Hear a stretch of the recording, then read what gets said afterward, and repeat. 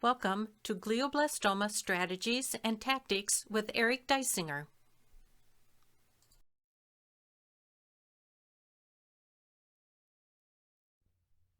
Hi everyone and welcome back.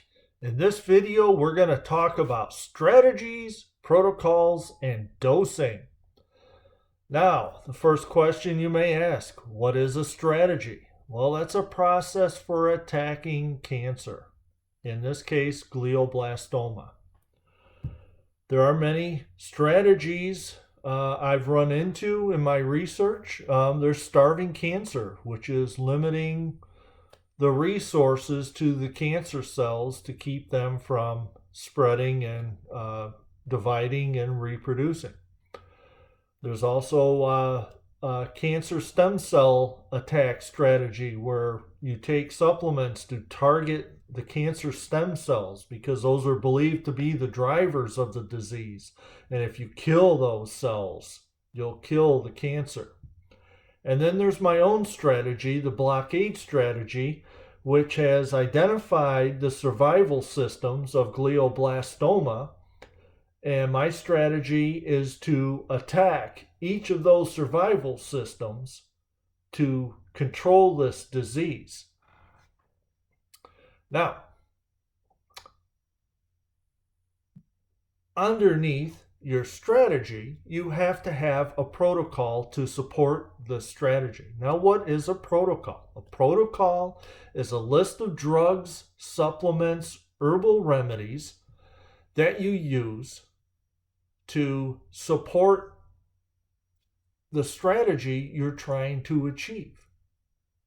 And for example, if you're trying to starve cancer, you shouldn't focus on a list of protocols that fight metastasis or apoptosis. You want to target those for cell cycle and cell metabolism.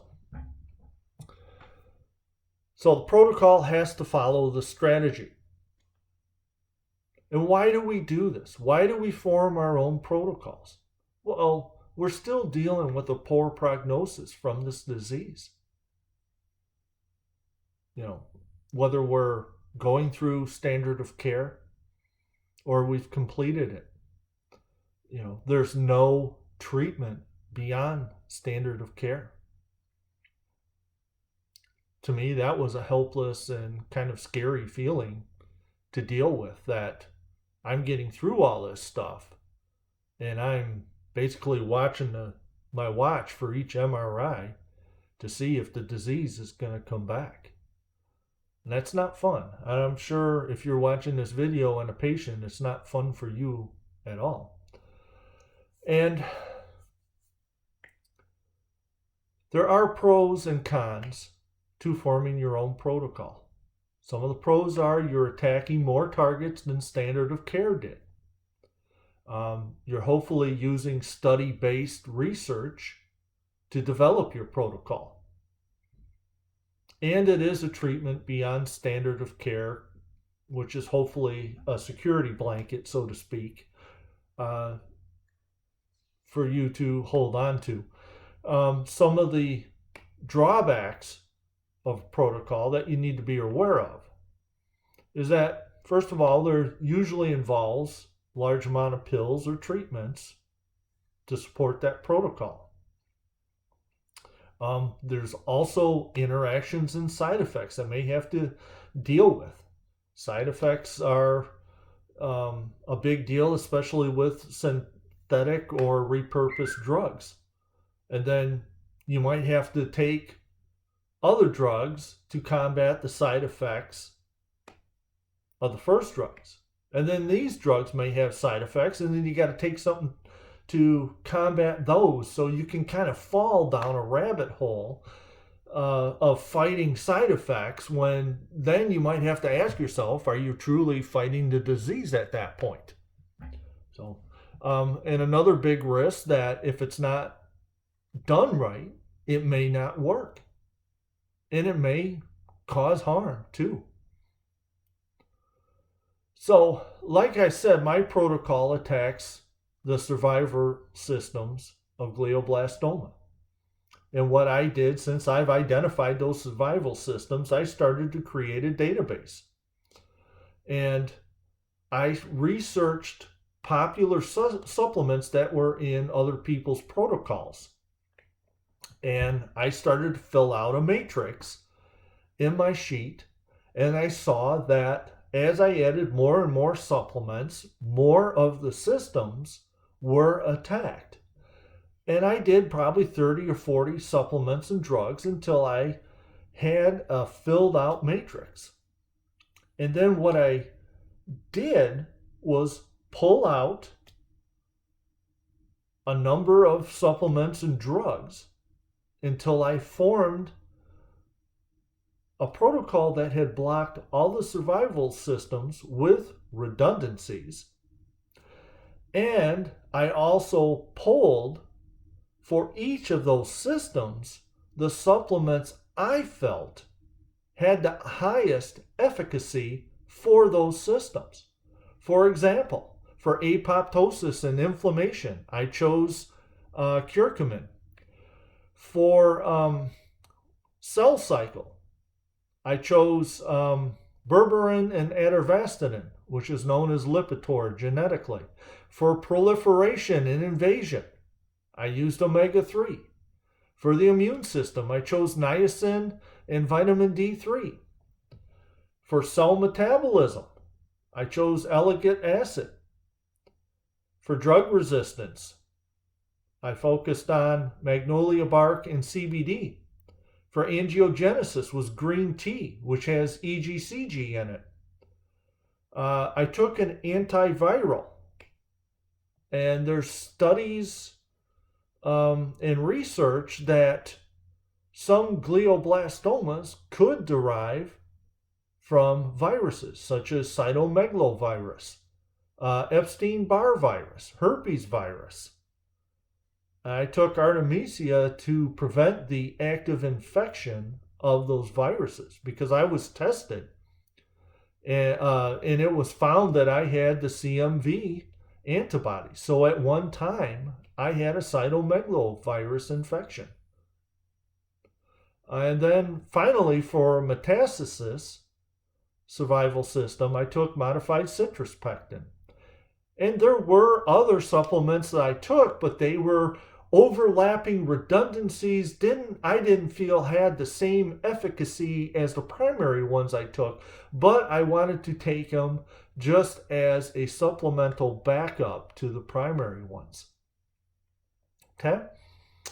And so I had that. Now I had to go through and figure out the dosages because it was very surprising that dosages I saw for each supplement did not appear to be based on research. A lot of people are posting the supplement they took in milligrams.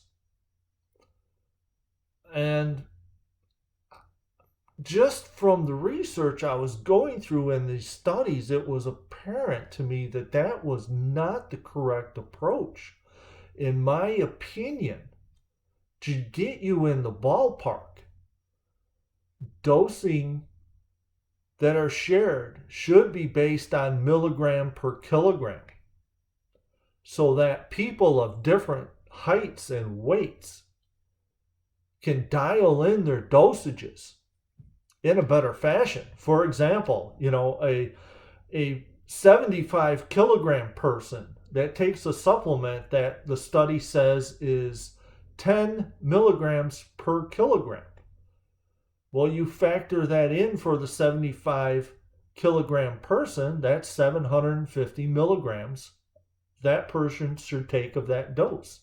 Now, if you have that same supplement and the person is 150 kilograms, that's 1,500 milligrams that person should be taking. And that's a 750 milligram swing. That's 1 or 2 pills per day difference.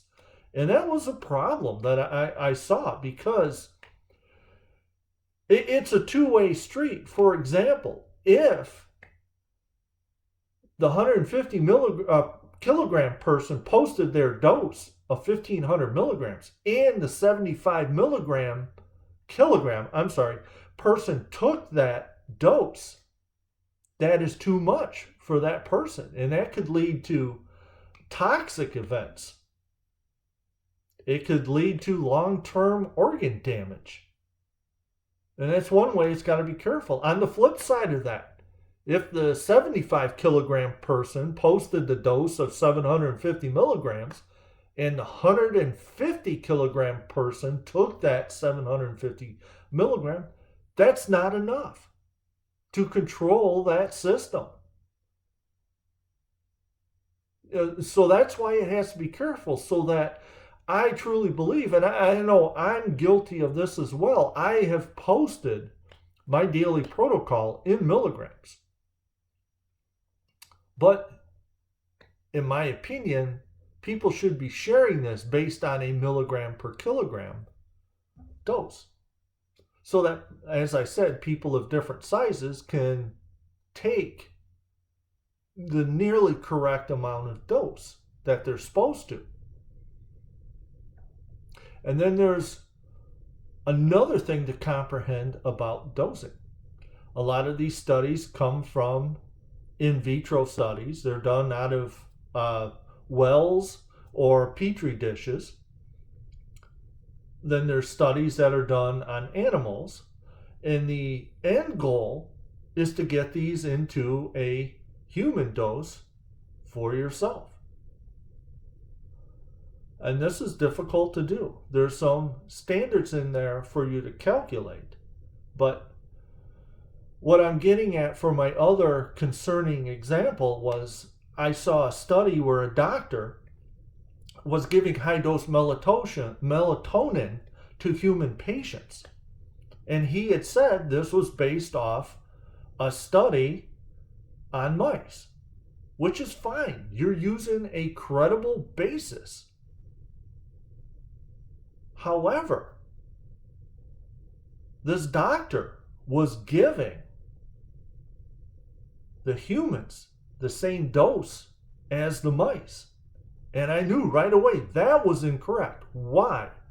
Because a mouse's metabolism works at a much faster rate than a human's.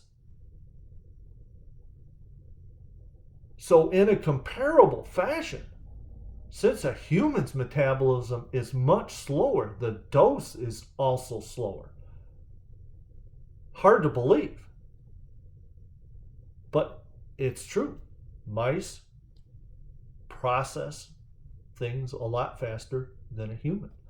So I knew in that example that was incorrect. So that's why I was running into these problems. And in the studies, they don't always give you the starting and ending to give you an idea of conversion. Like they'll only give you the concentration they were targeting. They took this drug and they achieved this targeting, but you have nothing to go on from an animal basis or a petri dish dose base to get to that final concentration. So I knew at this point I had to create my own dosing calculator, and this took a little bit of time to figure out the calculations and try to find a way to verify the results, which I was able to do in studies. I found some studies that had, animal dosage and then had what the human dosage should take, and there was a correlation there for one part of the calculator. Then getting from in vitro studies in cell wells and getting them to a human dose. There's industry norms that you can use to approximate the dose, and I was able to verify those through other studies to get them into alignment. So then when I was going through my protocol and going through the studies again for each of the supplements, if they just had a target concentration, I could look up the molar mass of that supplement and determine what my starting dose should be, and then solve to get a final dose for my size and weight. And I was able to verify that. And so I was able to finish off my protocol with the correct dosage, and then I formed a daily routine to take all of these supplements based on the dose I needed to take per day. And that worked out well because I finished standard of care, the maintenance chemo, in March of 2020. The first MRI was in April 2020. All the shrinking had gone down from surgeries, chemo, and radiation. And they had a clear picture in my MRI of what was going on. And there was an active metabolic tumor, 2.6 centimeters, that I had to fight. I was not happy and not feeling secure that my neuro-oncologist just wanted to watch it at the time.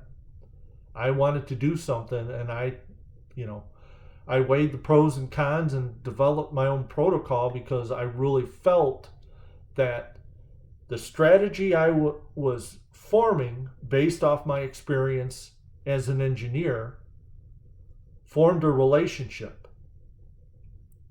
And with that relationship, I built a protocol to support that strategy. Took a list of what I believed was the highest efficacy supplements, because as I said in one of my previous videos, repurposed drugs was not available. So I chose to do a supplement comparable strategy based on the CUSP-9, but I expanded it and optimized it based on my experience.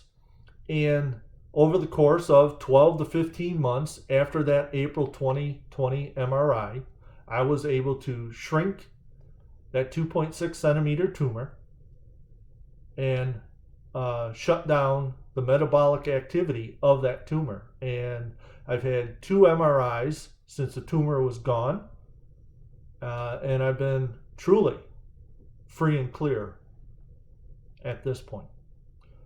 So, to review, if you want to start or use your own protocol, it has to be based on a strategy. We're going to work from the top down here. You need to develop a protocol that supports that strategy. So if you truly believe your strategy is going to fight this disease properly, develop a protocol to support that. Choose a list of supplements to determine your protocol. And then look at that research and determine the correct dosages for your size and weight. And try that strategy out like I did.